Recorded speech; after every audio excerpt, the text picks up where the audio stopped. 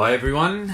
I'm just gonna wait for people to start to clock in, but I'll get sort of warmed up into it. Like always, I pretty much like to save the majority of the questions to the end. Bit of a flow guy. I like to get into a bit of flow, but I thought it was probably relevant to bring up some men's health sort of issues, and in terms of some things we can put in place to start to rectify some of these problems. I thought I might sort of pre-frame where some of the major issues lie. And if we actually look at when it comes to men's health, and obviously male suicide is a hot topic, okay, and obviously the numbers are definitely increasing on that, okay.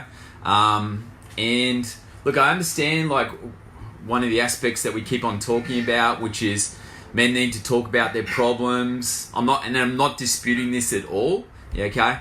But also, what I definitely can dispute is the fact that we're looking at that as in it's the only problem that exists. So the solution to this problem is get men to open up and talk about their feelings, which is a solution, okay. But looking at a lot of the things that I look at, testosterone levels are a big problem for men. Okay, so yes, you can look up Wikipedia and look up the typical sort of things that come up when we look at the benefits of testosterone. And obviously you look at Wikipedia, it's going to be things like bone density, helping with muscle mass, okay? And all, like I'm not taking away from these things being important, but they're a little bit superficial, okay? When I actually look at testosterone, it's so protective, okay? And not just for men, it's extremely protective for women, but I'm not going to go into that realms, okay? But you actually look at it, it actually helps with our ability to handle stress, okay? And it actually is in charge of our emotional health, okay? It's in charge of our emotional health, okay? And I'm just going to touch a little bit on blood markers. I'm not going to go too far down that rabbit hole, but when I'm looking at blood markers, and just bear in mind, when we're looking at medical ranges, and the medical ranges are going to be anywhere, their optimal range is anywhere, and this is free testosterone, so this is a testosterone you have available, and I'm talking about men here. So this is a testosterone you have available in your bloodstream. I'm not talking about the serum or the total testosterone, okay? I might get into that if I've got a little bit of time, okay? But the free testosterone levels, from a medical perspective, anywhere from 200 to 700. Those ranges can change from time to time, okay? Now, optimal ranges for me is we want at least bare minimum sitting about 400 plus, okay? Now, of course, that's going to change. Testosterone levels and androgen hormone levels do start to decrease by the age of 29, but they shouldn't basically fall off the edge of a cliff. And for a lot of people, they're falling off the edge of a cliff, okay? And I want to go into some of the realms of why that's actually happening, okay? But a lot of the time, like I want it to be sitting, about 400 plus free testosterone for men. A lot of the guys that I'm dealing with, and I just fail to believe that I'm dealing with all the guys who've got free testosterone and testosterone issues. I just do not believe that, okay? But a high majority of the men that I'm dealing with, they're sitting at about like 250 to 200, and in some instances, even under 200, okay? And then maybe back in the day when we weren't affected by so many things like xenoestrogens, xenobiotics, so we weren't being exposed to as many chemicals, food additives, plastics, heavy metals, okay? Like back in the day, there's probably room to say that our free testosterone levels would have been in the higher bracket, going up towards like 800, 900, okay? So it's really important to understand that these free testosterone levels, like the acceptance of these levels, are just getting lower and lower and lower, okay? And if it's what essentially defines us as men, and it's in charge of our emotional health, and it helps with our ability to handle stress, do you think this potentially is going to have a negative impact on our state of mind? And do you think it potentially could lead to high instances of suicide? But why are we not looking at this, okay? And so I want to tap into some of these complications that can arise with testosterone levels, okay? And I'm definitely going to I'm not going to have time to essentially touch on every single aspect that is negatively affecting testosterone levels. Yeah, okay. There's 3 big factors for me. Yeah, okay. So one is like sleep or lack of sleep. Yeah, okay. Basically, say one bad night's sleep has the potential to lower your testosterone levels by about 29%. Yeah, okay. Now let's look at it. Your testosterone peaks about 3 hours upon waking. Yeah, okay. So really, when it comes to male erection, okay, you should pretty much wake up with a like a tent pole every single morning. Okay, and I'm telling you, if I'm getting poor, dysregulated sleep, yeah, okay, broken sleep pattern, most of the time it negatively affects my ability to wake up with a morning boner. Yeah, okay, so that could be a good reflection of that your sleep is having a negative effect on things like your testosterone levels. Yeah, okay. So, and also stress. Yeah, okay, and that's the one I'm probably going to tap into a little bit more today because, as I said, I'm not going to be able to touch on every single aspect. Okay, another one is just zinc. Yeah, okay. Now, a lot of people say like zinc is a precursor to testosterone. The reason zinc is a precursor to testosterone is because it actually helps to inhibit particular enzymes. So one is aromatase or aromatization, yeah, okay, and that can come from 2 different points, androstenedione and actually coming from testosterone, where basically the testosterone is getting converted into estrogen, yeah, okay, and so zinc actually helps to inhibit and actually helps to control aromatization, yeah, okay, so therefore it's actually helping to regulate things like our testosterone levels, yeah, and the other thing is 5-alpha reductase, which is an enzyme that helps us convert testosterone into dihydrotestosterone, okay, which is 10 times more bioactive form of testosterone. Now, once again, everyone thinks things like aromatase or aromatization or 5-alpha reductase and DHT, like these are bad things. They're just normal mechanisms. They're normal, yeah, okay. So even like if we look at DHT, which is linked to male pattern baldness, yeah, okay. It enlarges the prostate. So once again, people's mind goes straight to, that's bad. And I go, no, it's normal. Yeah, okay, like enlarging the prostate is a normal thing. It actually helps with things like sperm count. Okay, so DHT is converting into DHT is a normal mechanism. Yeah, okay, but zinc actually helps to inhibit 5-alpha reductase. Now, there's other things that actually help to do that as well. Most of the time, I think we focus on the more specialized things like sal palmetto. Yeah, okay. For me, there's better things that will actually help to inhibit 5-alpha reductase. Okay, and help to maintain our testosterone levels. And zinc sort of controls both. Yeah, okay. And the big problem with zinc, yeah, okay, is that it's a micro mineral, tends to be deficient in soil. Yeah, okay. Now, also when you've got hydrochloric acid issues, if you've got hydrochloric acid issues, makes it very hard to absorb zinc. Okay. If you're finding it hard to absorb zinc, one of the major components that you actually need to produce more hydrochloric acid. So that's a vicious cycle, yeah, okay? And also if you've got a lot of bacterial issues, yeah, okay? Well, zinc is actually required to get rid of things like negative gram bacteria, yeast, candida, okay? That's why we've also got to look at, for the preservation of things like testosterone levels, we've also got to look what's going on with your gut. Like I always say that, yeah, okay? It's the foundation, okay? So there's a lot of factors at play here, okay? But you can cover a lot of bases by just looking at zinc, okay? And so maybe just a more absorbable zinc, so something like a zinc L-carnosine, okay? For some guys, I'll give them a zinc L-carnosine, but I'll also give them like a zinc picolinate, okay, to really try and boost up their testosterone levels. But once again, I do that based on the individual, not just randomly just pulling like dosages out and just giving that to anyone, yeah, okay? And so then the third one, okay, that's really negatively affecting our testosterone levels, yeah, okay, is xenoestrogens, xenobiotics. So once again, that's going to come down to things like plastics, heavy metals, yeah, okay. I remember like a stat, like many years ago, it's like 45,000 new synthetic chemicals that are introduced into the environment every year, okay. Now, this is not going to bode well for testosterone. Okay, because these things like food additives and food chemicals increase estrogen and they're not increasing testosterone. Okay, so once you start to combine like these 3 things together, this does not bode well for testosterone. Okay, and so why are we not addressing these issues to actually help with testosterone levels with men to actually improve their neurological frame of mind.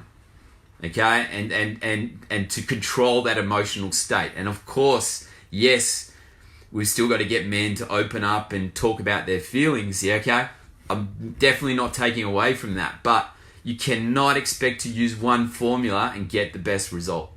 Okay, that's what I know for sure. Yeah, okay. So one aspect that I want to talk about is just more the stress aspect. Yeah, okay, because when it comes to the production of like testosterone.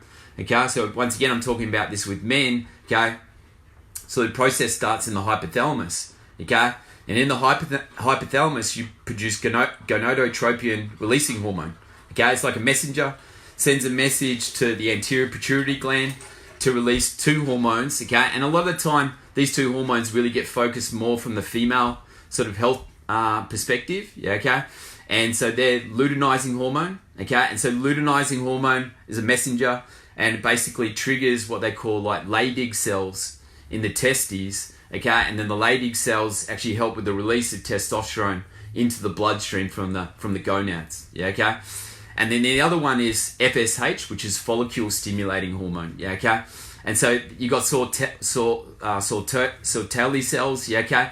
And Sertoli cells, I should say, yeah, okay? And the Sertoli cells basically help with a process called spermatogenesis, yeah, okay, and so basically it just helps with things like sperm count, yeah, okay, and so this process is starting in our brain, yeah, okay, and so what can actually happen also, you can get like negative feedback loops, okay, and negative feedback loops go back to the brain, and they essentially can down regulate the production of things like luteinizing hormone and FSH, which will obviously affect things like your ability to release testosterone from the testicles, and also dysregulating like your sperm count. Yeah, okay. And interesting when it comes to infertility, okay, because I guess a lot of the time we tend to focus on this realms with females, and I think they roughly say about 1 in 3 females have fertility issues.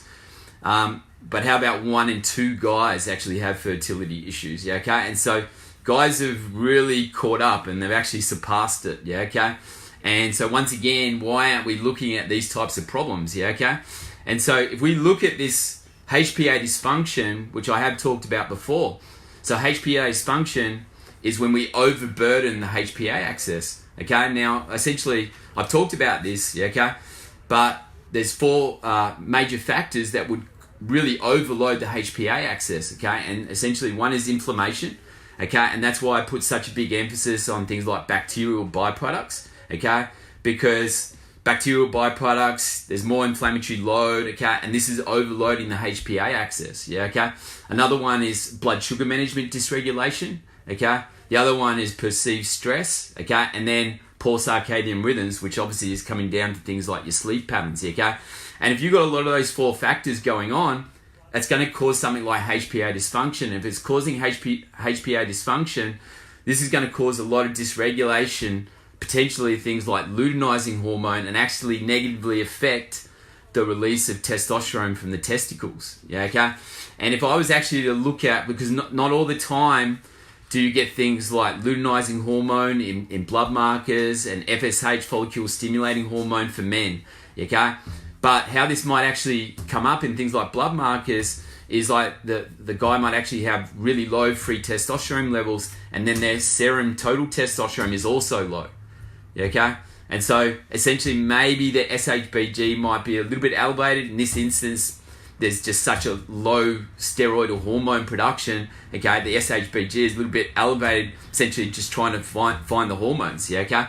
But this could be a sign, and then I'd also probably correlate, I should say, with TSH, which is thyroid stimulating hormone, because that can be a reflection, because it's really an anterior pituitary hormone, but that can be a reflection of really what's going on in the brain, okay? And in this instance, we'd probably see that the TSH levels, optimal should be like a smaller range of 1.4 to 2, but it's going to be sitting in the lower spectrum, like something under 1. Now, once again, I don't just use,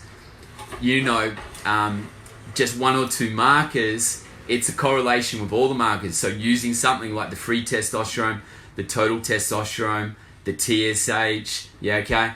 Even looking at things like total white blood cell count, yeah, okay, to see if the individual is really suffering things like immunosuppression. So the high production of like stress hormones like catecholamines and cortisol is having a real negative effect on their immune system, but also once again it's just having this negative effect on the HPA axis, yeah, okay.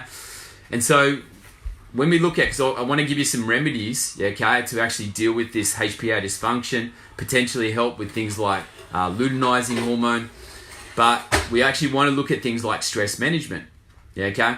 And so things that take away from that pressure of the HPA dysfunction would be things like meditation, okay? Like, so we're in a bit more of a restorative state, okay? So meditation, heart math, okay? Things like diaphragmatic breathing to actually help to control your heart rate variability, okay?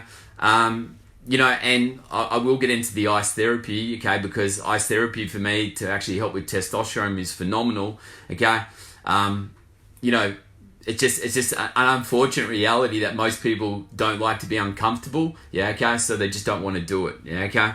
But I know it talks about some aspects when it comes to using ice therapy to really boost up testosterone.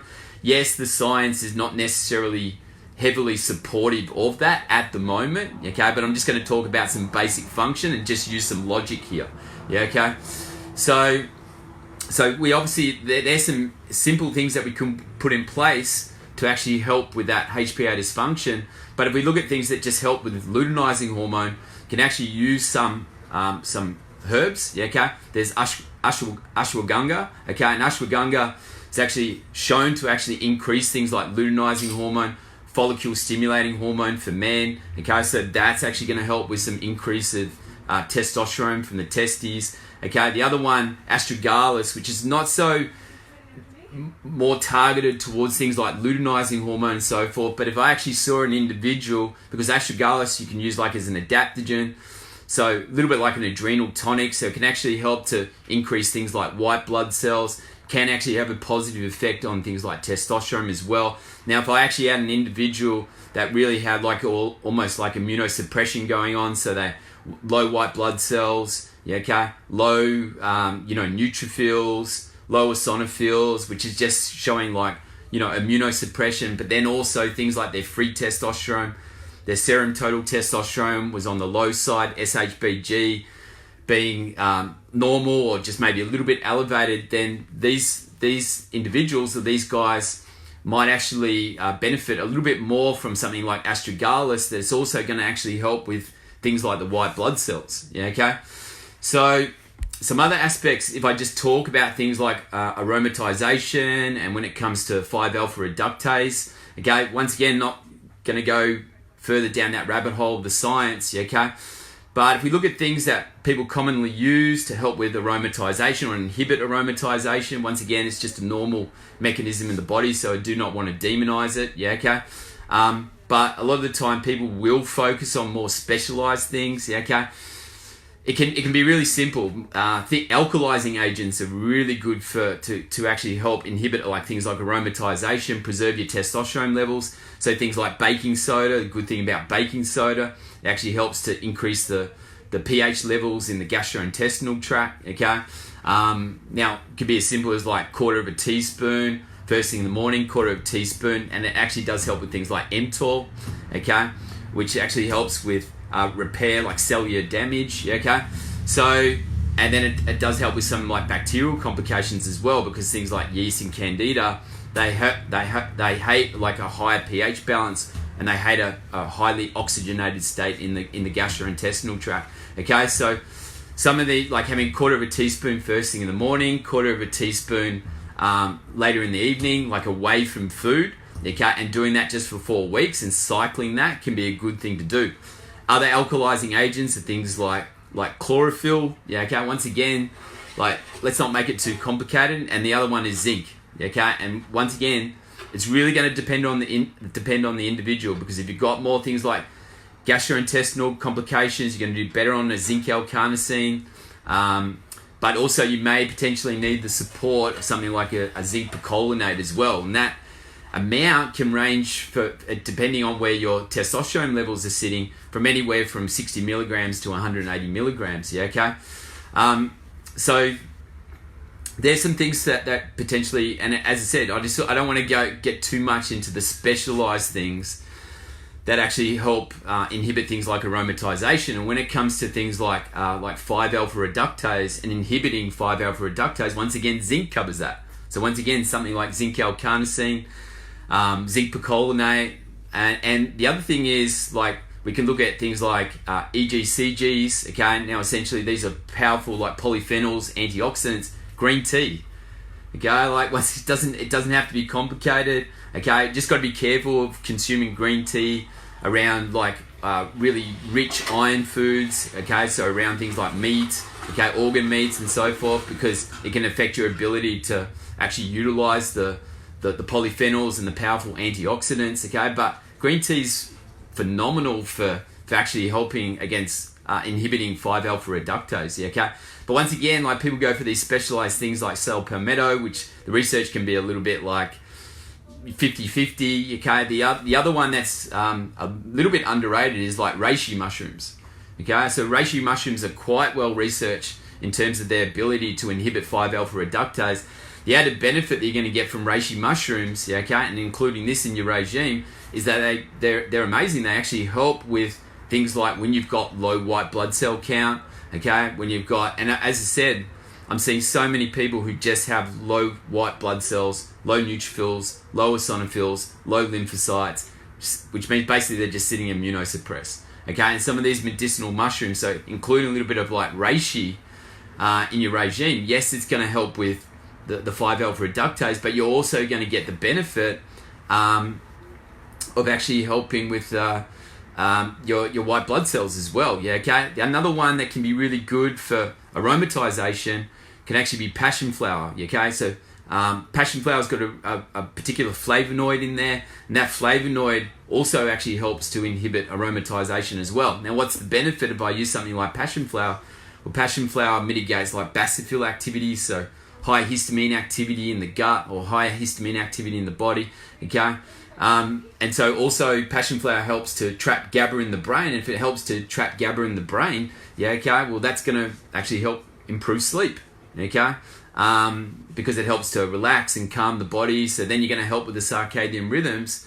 So not only just helping with the aromatization, but you're also helping with the circadian rhythms, which once again is a big factor when that's dysregulated, to causing some major complications with testosterone. Yeah, okay.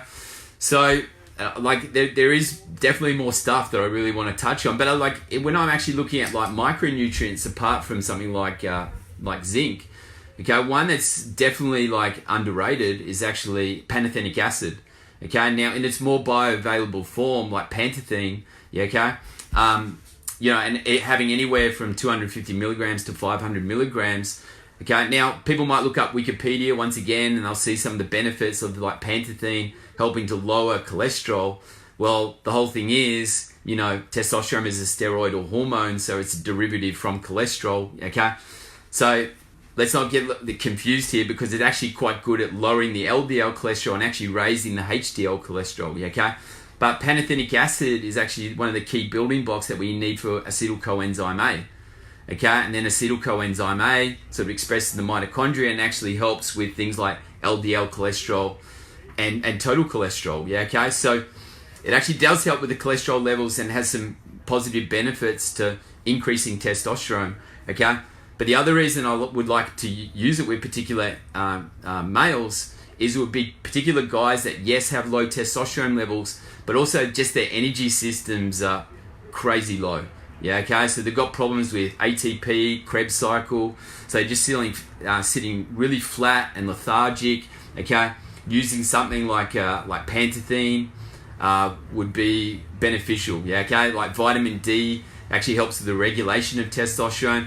The thing is, like, a lot of these things aren't sexy. Yeah, okay, so everyone wants to hear like tribulus, tonkat ali, nettle roots. Yeah, okay. I'm not anti-nettle root, like I use nettle root often, but I use nettle root in particular circumstances that come out in your blood markers. Okay, I'm not going to use essentially nettle root with every single person. Yeah, okay. But you know, something like the things that I've talked about, yeah, okay, they can be just easy micronutrients, easy things that we can include to actually help preserve our testosterone levels. Yeah, okay. There's one more thing that I want to talk about, and then I'll see if there's any questions, and then I'm gonna love you and leave you. Yeah, okay. But I think the whole thing with I want to share like a book that I read quite a long time ago, okay? And actually, it's called What's the Trouble with Testosterone? It's actually got Mighty Mouse on the front, yeah, okay?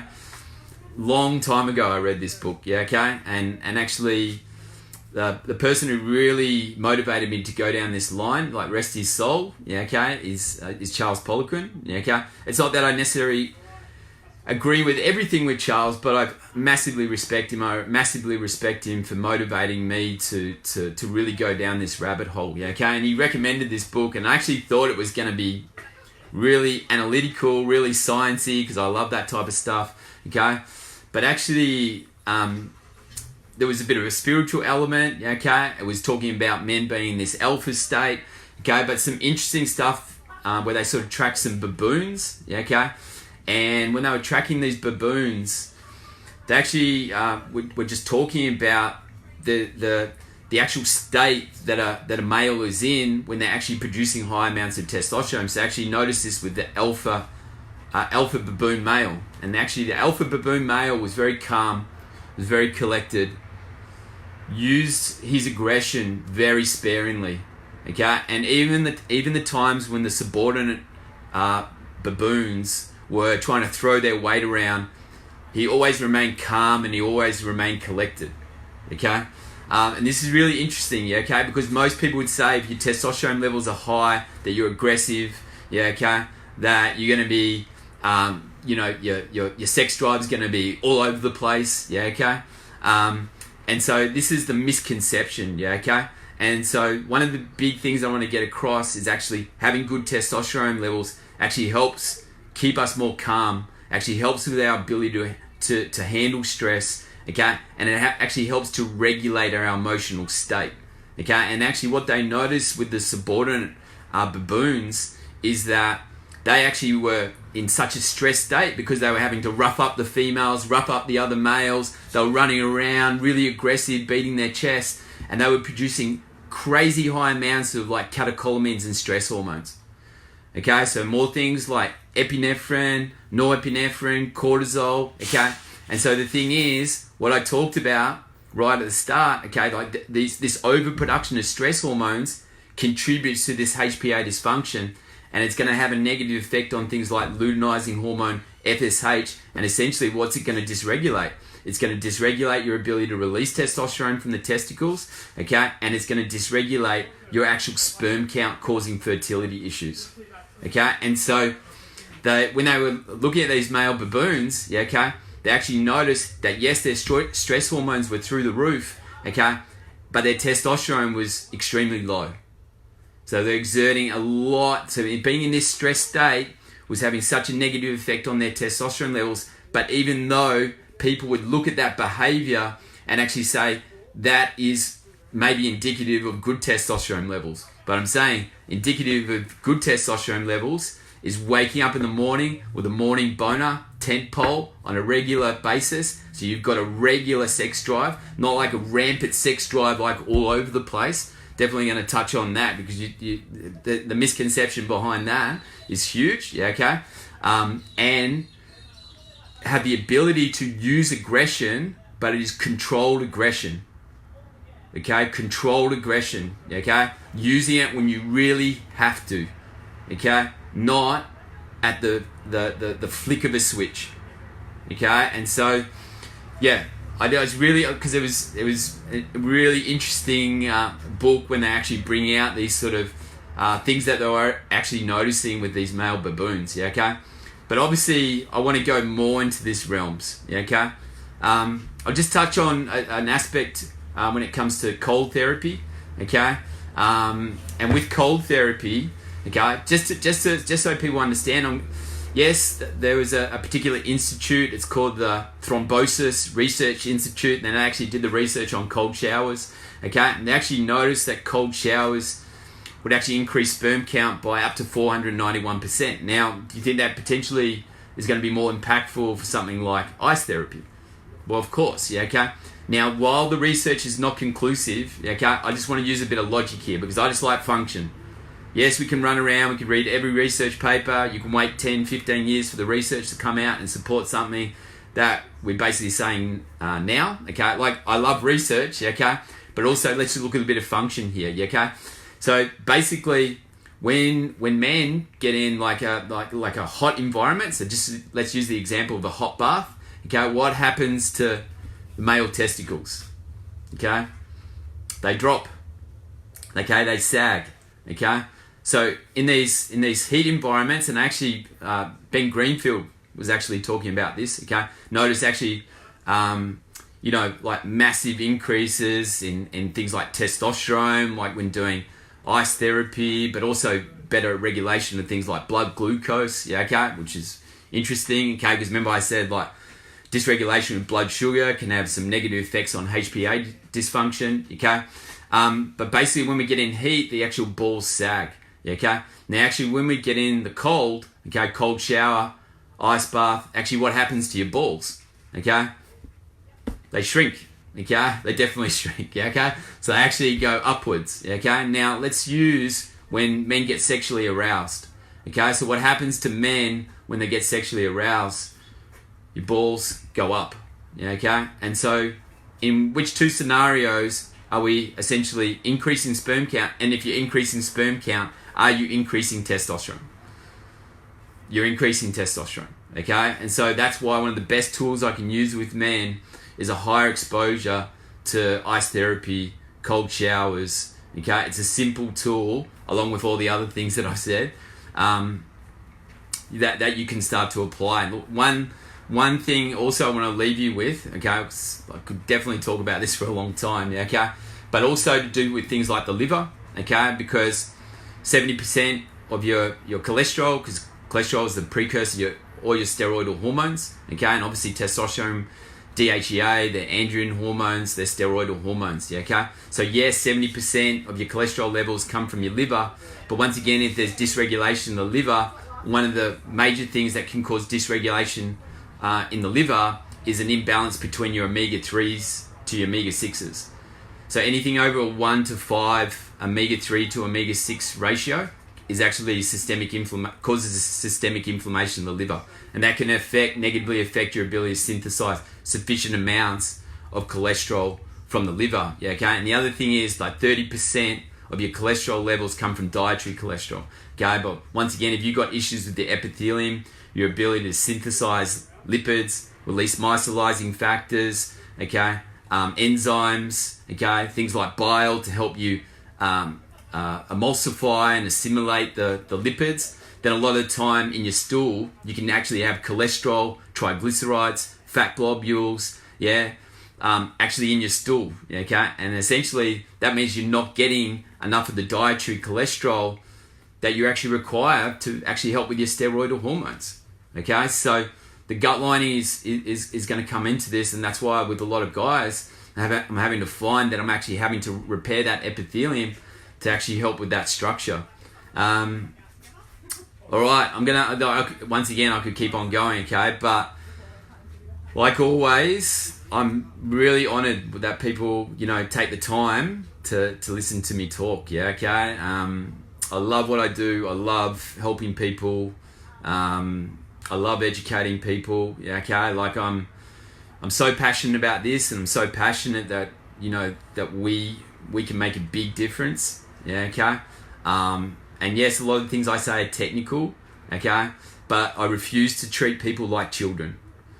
I want to treat them like adults. I want to give them information, okay? Let them research for themselves, okay? And if I do that, okay?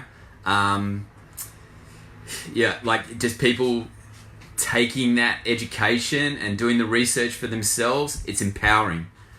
Okay, it's empowering. So what we essentially have to do is empower people. Okay, And that's what I basically set out to do. Okay. There probably is some questions. Okay. Let me just check. Okay, there's a lot of comments. All right. It doesn't seem like there's any direct questions, guys. But once again, thank you for your time. Okay, I'm going to be back on next week. And everyone, take care.